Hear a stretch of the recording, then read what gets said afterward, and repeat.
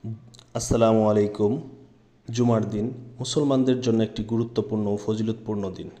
শ্রেষ্ঠত্ব এবং মর্যাদার দিক থেকে ঈদুল ফিতর ও ঈদুল আজহার মতোই জুমার দিন মর্যাদাপূর্ণ। মহান আল্লাহ পাক পবিত্র কোরআন মাজিদের ৬২ নম্বর সূরাতুল জুমার ৯ নং আয়াতে ইরশাদ করেন, ইয়া আইয়ুহাল্লাযীনা আমানু ইযা নুদিয়া লিস-সালাতি মিন ইয়াউমিল জুমআতি ফাসআউ ইলা যিকরিল্লাহি ওয়া যারুল বায়া যালিকুম খায়রুল লাকুম ইন কুনতুম তা'লামুন।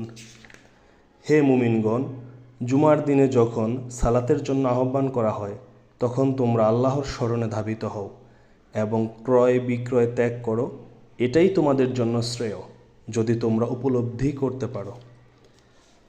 জুমার দিনে মহান আল্লাহ পাক হযরত আদম আলাইহিস সালামকে সৃষ্টি করেছেন। এই দিনে মহান আল্লাহ পাক তার বান্দাদের ক্ষমা করেন এবং তাদের দোয়া কবুল করেন। জুমার দিনে গোসল করে সুগন্ধি ব্যবহার করে আগে আগে মসজিদে যাওয়া, বেশি বেশি দরুদ, জিকির, আস্তাগফার পাঠ করা এবং সূরা কাহাফ তেলাওয়াত করা অতি উত্তম।